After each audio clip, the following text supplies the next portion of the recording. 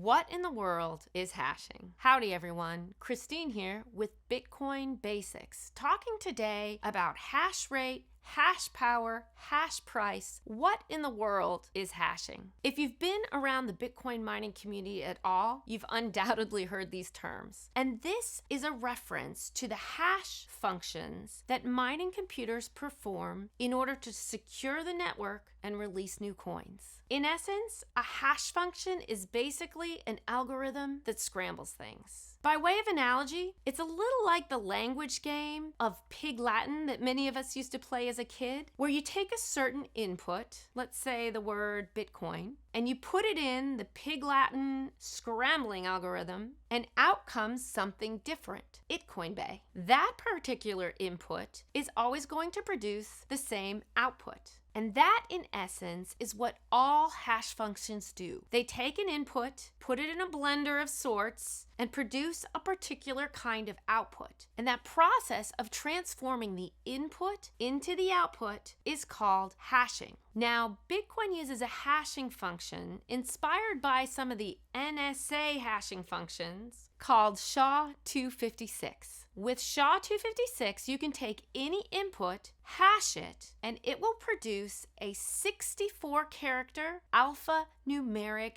output. So TZXYN39. No matter what you hash, if you put it in SHA-256, out will come a 64-character alphanumeric output. So you can take a single letter, hash it with SHA-256, and out will come a 64-character alphanumeric output. You can take Shakespeare's complete works, hash it with SHA-256, and out will come the same 64-character alphanumeric output every time. But if you change just one space, the output that is produced is going to be entirely different than the one before. So unlike Pig Latin, where you can crack the code and figure out what the input was that produced that particular output, Bitcoin, Itcoinbay, with SHA-256, there's no way to go back. There's no way to say, well, clearly that's Shakespeare's complete works minus one space. So going back to our definitions, a hash function is a mathematical function or algorithm that takes a particular input, scrambles it up, and returns a fixed sized output. And that process, as we said, of producing this output is called hashing. So now that we understand what hashing is, let's look at how it applies to Bitcoin mining. Every block within the Bitcoin blockchain, which contain the list of transactions associated with it, has a hash output connected to that block. What the Bitcoin mining computers are doing, in essence, is they're taking the hash output of the previous block, adding transactions into a new block that are waiting to be added into the blockchain, and then adding to that mix a random number. We call it a nonce, a number used only once. And then taking all that information, the old hash output, the inputs of the transaction, and the nonce, and hashing it. And they're trying to find an output that's below a certain number so that it begins with a certain number of zeros. How many zeros exactly is dependent on the current difficulty adjustment of the Bitcoin network, because the Bitcoin network adjusts the difficulty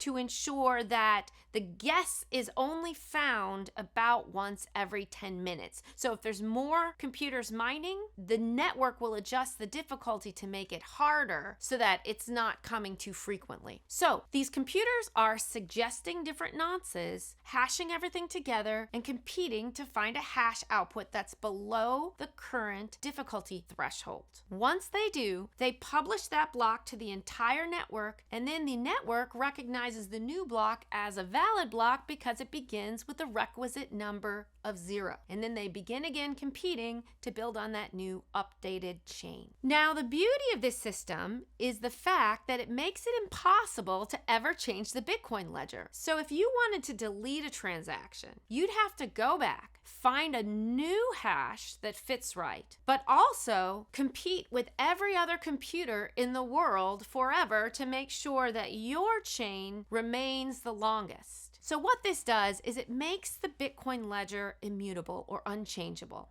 Because remember, if you just change one number or one space, the hashing output for that block becomes totally different and no longer begins with the requisite number of zeros. So, in theory, if you wanted to go and delete a transaction, you'd have to find a new hash that fits right, starts with the right number of zeros, but also continue to build on that new altered chain in a manner that's faster than every other Bitcoin mining computer in the world. Because remember, the system recognizes the longest chain as the valid one, and eventually you'd fall behind. So the more computers that are mining and competing to win the reward, the safer the network becomes. So in answer to the question, what do Bitcoin mining computers do? One can simply say they hash. And the amount of hashing that a particular mining computer or mining project accomplishes per second is spoken of as the hash rate or hash power. Those words are often used interchangeably. So the different denominations for hashes per second are as follows. A kilohash is 1,000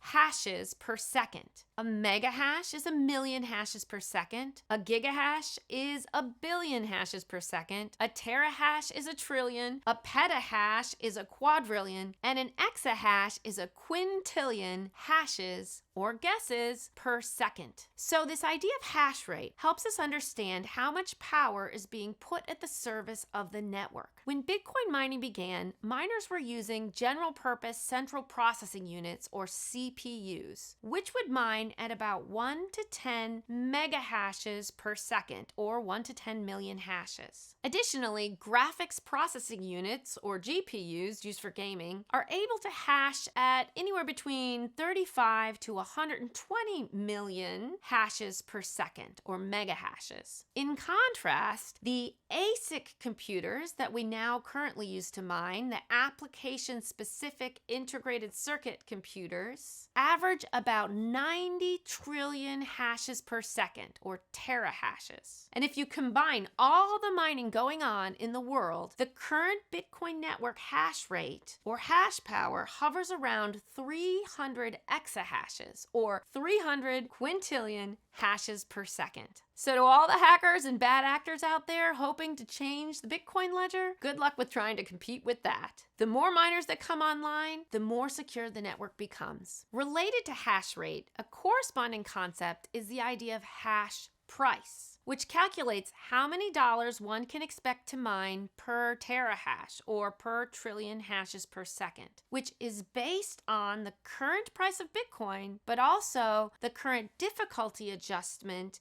and how hard a computer has to work in order to find the winning hash. And this is the genius of the system, is that it can adjust to support any contingency. So when the price of Bitcoin is going up, oftentimes more and more miners are coming online to take advantage of the digital gold rush, which would theoretically reduce the time it takes to find the winning hash, except the system is adjusting the difficulty to moderate that to ensure that new blocks are only created once every 10 minutes. But during times of economic stress, when the energy cost to mine Bitcoin is currently higher than the current hash price, many of the miners then shut down, and the system adjusts the difficulty to make it easier so that the remaining miners have to spend less energy to get the reward, making the hash price go back up. I hope this helps make sense of the idea of hashing. If you like this content, let us know in the comments what other concepts you'd like to see us break down. And don't forget, like, subscribe, and follow us at #Texas Blockchain Council.